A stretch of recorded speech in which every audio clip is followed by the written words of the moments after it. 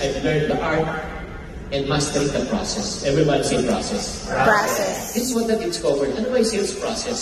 Ano yung sales process? Kung gusto niyo isulat to, prospecting, setting of appointment, presentation, closing, handling of objections, mastering the FAQs, frequently asked questions, and then after that, training.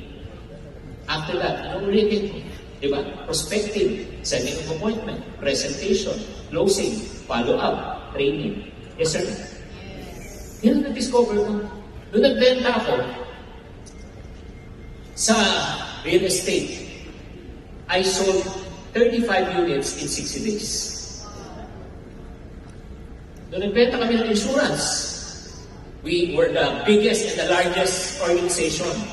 We sold billions of new sales collection in 1 year. Anong ginawa namin? Prospecting, setting appointment, presentation, closing, follow-up, training. Ano ibig sabihin? Products change, services change, but the sales process never change. Nagigets niyo ba? And that is what I've discovered. And everything that I've learned in my sales career, at the same time, I've learned sa pagbebenta, in-apply ko rin sa social media. Before I set up my own channel, prospecting. When you say prospecting, knowing your what? Target market.